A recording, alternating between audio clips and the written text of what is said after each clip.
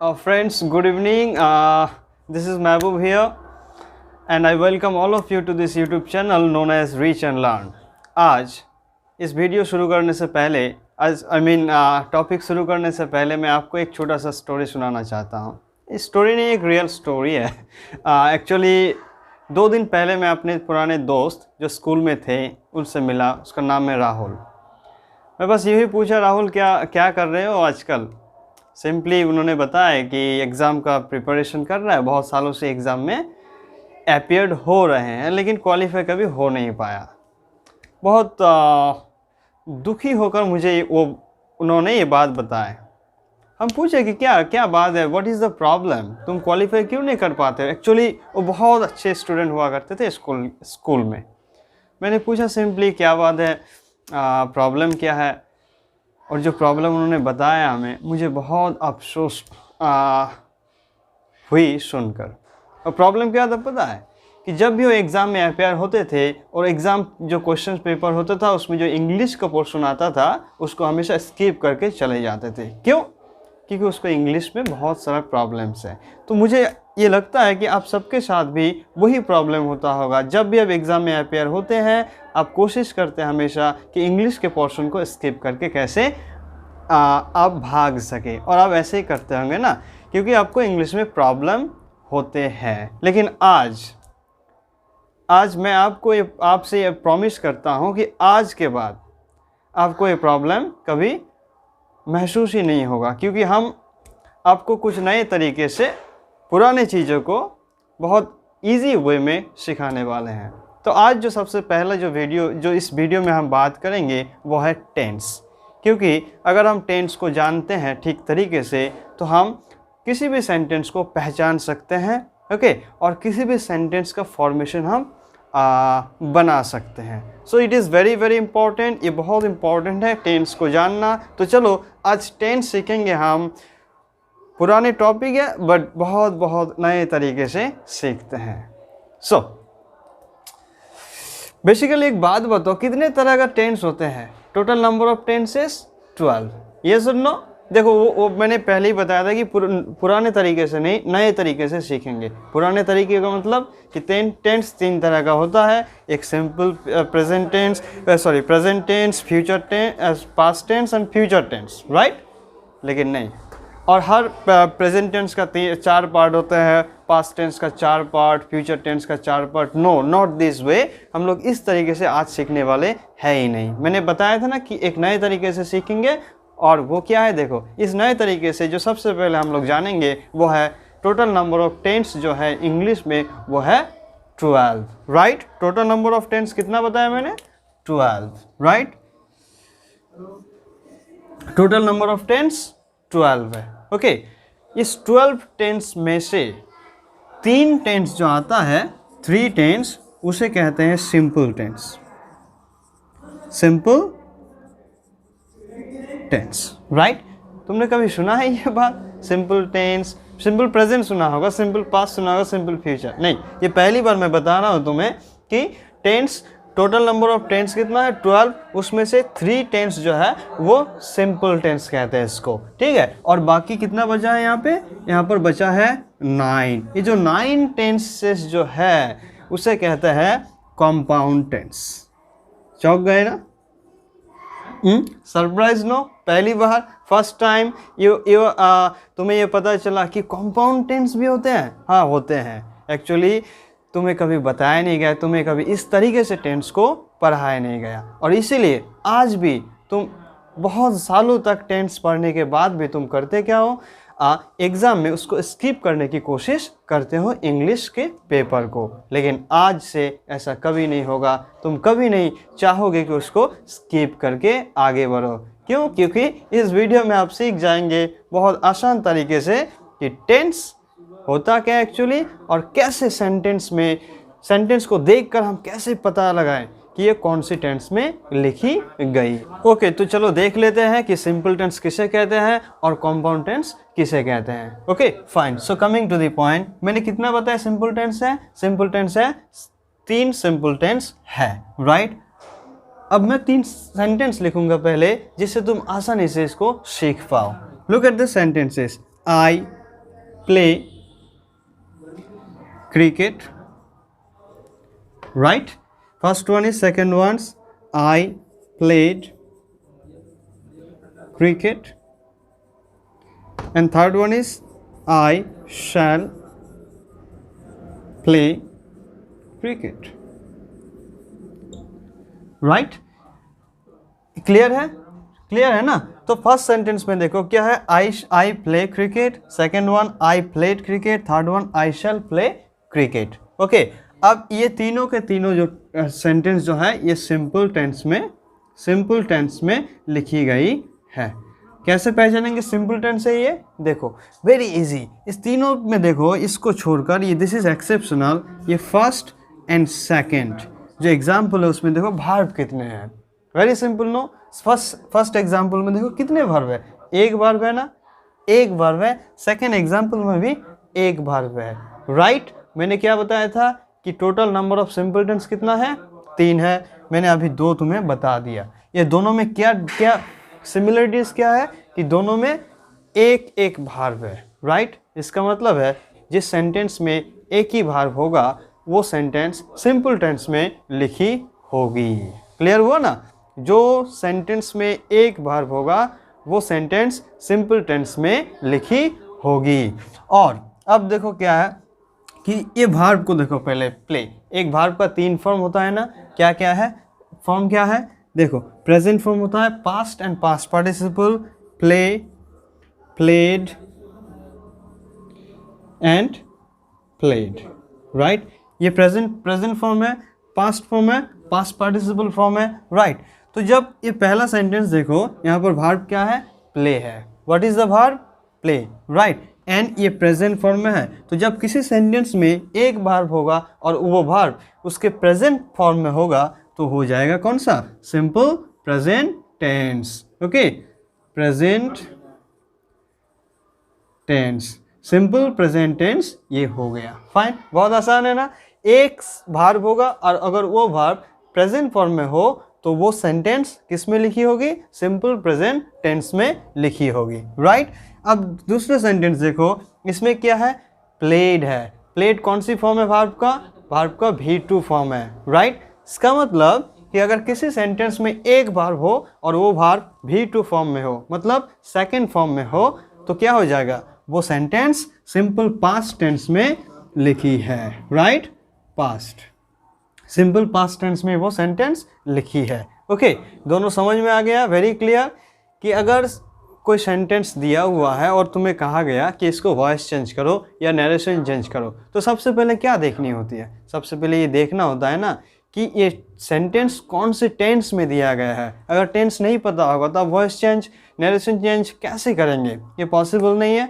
उसको पता लगाने के लिए ओके, आपको क्या समझना है? आपको सेंटेंस का टेंस समझना होगा और आप सेंटेंस का टेंस इस तरीके से समझ सकते हैं। अगर किसी सेंटेंस में एक वर्ब है, इसका मतलब वो सेंटेंस सिंपल टेंस में है, राइट? अब देखना है वो वर्ब कौन सी फॉर्म में है। अगर वर्ब प्रेजेंट फॉर्म में है तो वो सेंटेंस सिंपल प्रेजेंट में है। अगर वर्ब पास्ट फॉर्म में है मतलब वो सेंटेंस सिंपल पास्ट टेंस में है। हम बताया सिंपल टेंस है 3, नो? कितना सीखे? 2 सीखे, बचा कितना? 1। चलो उसको देख लेते हैं वो कैसे दिखते हैं, राइट? अब लास्ट वन को देखो, क्या लिखा है? I shall play cricket, I shall play cricket, right? This is a bit difference, right? This is exceptional, इसे कहते हैं एक्सेप्शनल। सिंपल टेंस है लेकिन एक्सेप्शनल है सिंपल टेंस के रूल्स के हिसाब से, राइट? वो क्या है कि सिंपल टेंस में हमेशा एक वर्ब होता है, लेकिन नहीं, यहाँ पर 2 वर्ब है, प्ले एंड शैल। इसका मतलब है कि जब भी किसी सेंटेंस में एक वर्ब, एक मेन वर्ब होगा, ओके, और वो वर्ब अगर प्रेजेंट फॉर्म में हो और उससे पहले अगर एक मॉडल ऑक्सिलरी यूज़ की जाए, राइट, मॉडल ऑक्सिलरी, और वो शैल हो या विल हो, तो वो सेंटेंस किस में लिखी जाएगी? वो सेंटेंस सिंपल फ्यूचर में होगी। समझ में आ गया ना?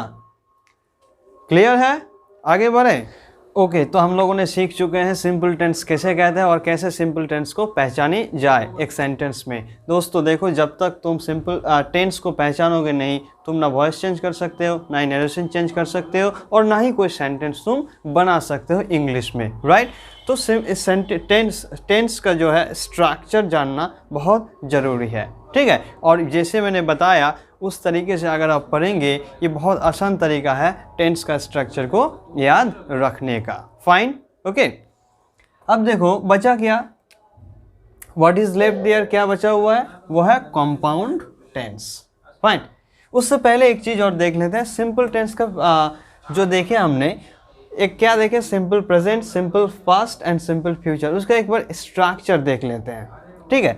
उसका स्ट्रक्चर क्या था, एग्जाम्पल क्या था, हाँ चलो स्ट्रक्चर देख लेते हैं एक बार। वो जो हमने अभी भी पढ़े हैं सिंपल टेंस, उसका स्ट्रक्चर कैसे होते हैं, ठीक है। क्योंकि मुझे स्ट्रक्चर जाननी है, और स्ट्रक्चर जानेंगे तो बहुत जल्दी से किसी भी एग्जाम में हम टेंस को पहचान सकते हैं, ठीक है। तो जैसे मैंने बताया था, आई प्ले क्रिकेट, ये कौन सी टेंस में है, सिंपल प्रेजेंट टेंस में है। तो इसका स्ट्रक्चर क्या है, देखो यहीं से स्ट्रक्चर बन जाएगी, ओके। किसी भी सेंटेंस में सबसे पहले हम लोग क्या लिखते हैं, सब्जेक्ट लिखते हैं। अगर वो डिक्लेरेटिव सेंटेंस हो तो ना, यहाँ पर ये डिक्लेरेटिव सेंटेंस है सबके सब, तो सब्जेक्ट क्या है यहाँ पर, आई।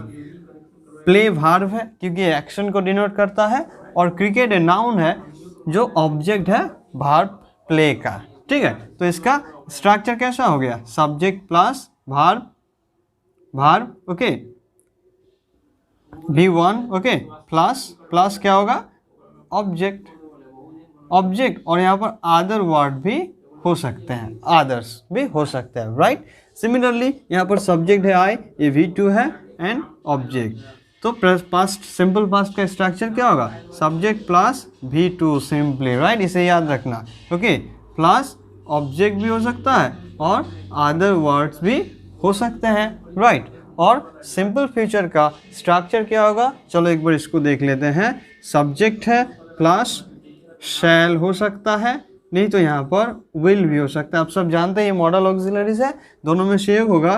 प्लस क्या होगा, प्लस V1 आएगा, ओके। इसे याद रखना, शैल और विल जब भी यूज हो उसके बाद जो वर्ब होता है वो V1 में होता है, राइट। प्लस ऑब्जेक्ट हो सकता है, नहीं तो क्या होगा, अदर वर्ड्स इसमें आ सकते हैं, राइट। तो ये था स्ट्रक्चर। अब आगे बढ़ते हैं कंपाउंड टेंस के साथ, ओके। चलो, तो ये बहुत इंटरेस्टिंग होने वाला है। अब जो कंपाउंड टेंस हम पढ़ेंगे, that is going to be very very interesting, you know, बहुत इंटरेस्टिंग होने वाला है। क्योंकि इसमें हम देखेंगे एक नया तरीका, जिस तरीके से कंपाउंड टेंस को पढ़ा जाता है, ओके। एक चीज़ क्लियर हो गया सिंपल टेंस में कि उसमें एक बार होता है, इसीलिए सिंपल। इसका मतलब जो कंपाउंड टेंस होगा उसमें हमेशा एक से ज़्यादा वर्ब आने वाले हैं। तो चलो, total number of compound tense कितना है, 9 है। उसको 3 करके पढ़ते हैं, ठीक है। क्या है 3? चलो देखते हैं, थोड़ा टाइम लगेगा, ओके। बट जाना नहीं, पूरा वीडियो नहीं देखोगे तो तुम इसको समझोगे नहीं। और लास्ट में मैं एक चार्ट भी देने वाला हूँ, okay. So keep watching the video till the end, fine.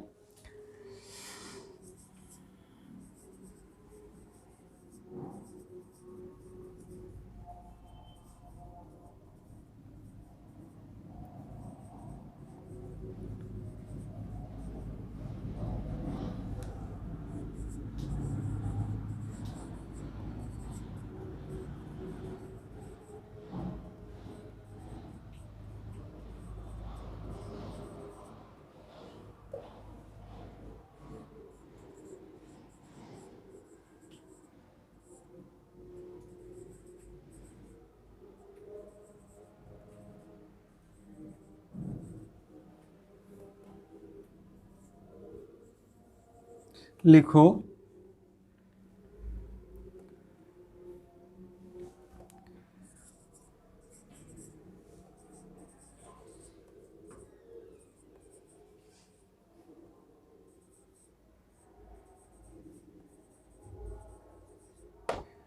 okay, so this is the stanza, okay, and stanza wise we are going to learn क्या, compound tenses। तो total number of compound tenses कितना है, 9 है। उसमें से अभी पहले जो है हम लोग 3 सीखेंगे, ठीक है। तो क्या लिखा है मैंने, देखो 9 compound tenses we have to know, perfect 3 others next to गो।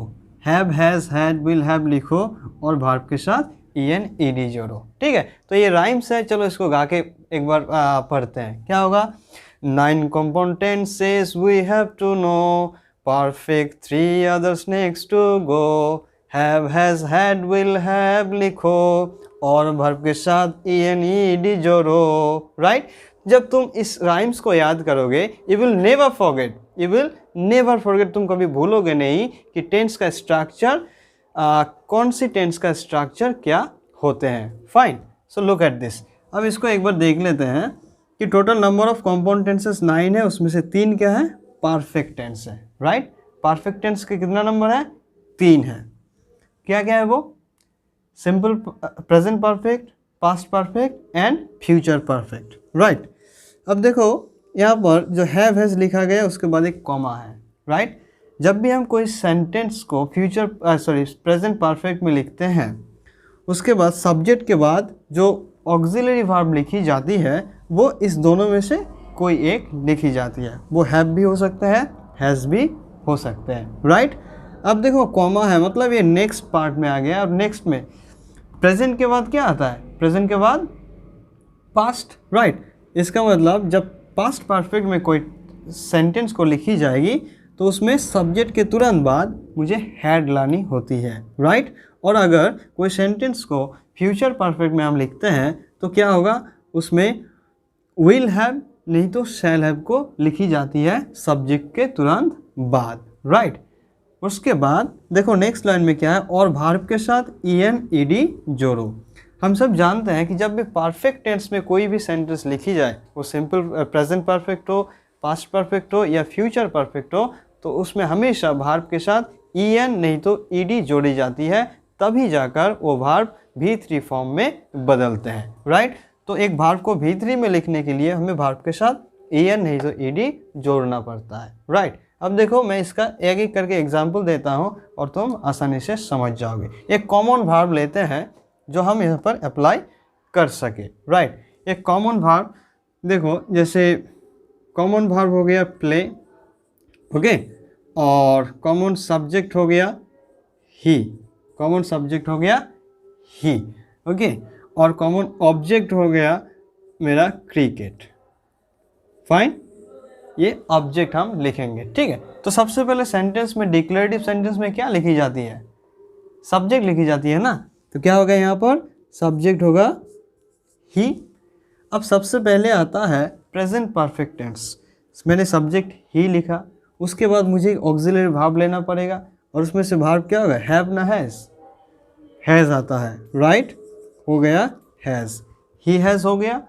अब क्या लिखना है हमें, अब मुझे वर्ब लिखनी है, हाँ। ऑक्सिलरी वर्ब के बाद मेन वर्ब को लिखी जाती है। मेन वर्ब क्या है यहाँ पर, प्ले, प्ले। लेकिन मैंने अभी तक ये गलत लिखा, सही नहीं लिखा ना, क्योंकि हैज़ के बाद, हैज़ मतलब परफेक्ट टेंस और परफेक्ट टेंस मतलब V3 फॉर्म, और V3 फॉर्म मतलब ed नहीं तो en वर्ब के साथ होनी चाहिए, जो यहाँ पर नहीं है। प्ले के साथ क्या जोड़ा जाता है, en या ed जोड़ी जाती है ना। So here ed, right. He has played, object क्या था, क्रिकेट। समझ गया ना किस तरीके से इसको फॉर्म की जाती है। तो इसमें अगर मैं स्ट्रक्चर बोलूँ प्रेजेंट परफेक्ट टेंस का स्ट्रक्चर, तो क्या होगा, प्रेजेंट परफेक्ट स्ट्रक्चर क्या होगा बताओ, very simple no, very simple. Present perfect structure very simple, subject plus have नहीं तो has plus V3 plus object भी हो सकता है, नहीं तो अदर्स भी हो सकता है, राइट। बहुत आसानी से स्ट्रक्चर निकल गया। ठीक उसी तरह अगर मैंने simply if I erase this one, know has को अगर मैंने इरेज कर दिया और यहाँ पर मैंने अगर लिख दिया हैड, हैड, मैंने क्या बताया था कि जब पास्ट परफेक्ट की बात की जाती है तभी हम हैड सेंटेंस में यूज़ करते हैं। अब मैंने यहाँ पर हैड यूज़ कर दिया और वही है V3 फॉर्म, मतलब ये आप पास्ट परफेक्ट टेंस में आ गया, राइट। तो पास्ट परफेक्ट टेंस में आया तो इसका स्ट्रक्चर क्या होगा, वेरी सिंपल, बस यहाँ पर हमें हैड जोड़नी है, राइट, गॉट इट। नेक्स्ट क्या होता है, देखो हैड का भी हो गया काम। Now here is will have. देखो विल हैव और शैल हैव दोनों का लिखा जाता है, ठीक है, according to the subject, fine. तो यहाँ पर जब ही है, जब यहाँ पर ही है तो क्या होगा, ही के बाद विल हैव होता है, राइट, विल हैव होता है, fine. So he will have played cricket, ये हुआ sentence, he will have played cricket. अब देखो विल हैव हो गया तो मतलब क्या, ये फ्यूचर परफेक्ट टेंस में लिखा गया है। तो इसका स्ट्रक्चर क्या होगा, इसका स्ट्रक्चर इधर आ जाएगा। फिर देखो subject will have plus V3 plus object plus others. तो इस तरीके से इसका स्ट्रक्चर को निकाला जाता है। देखो अगर अच्छा लगे तो मुझे कमेंट करना, ताकि मैं दूसरा पार्ट इसका बनाऊं और इसको मैं कंप्लीट करूं, ठीक है, नहीं तो हम आगे नहीं बनाएंगे। Thank you so much for watching the video, have a great time there.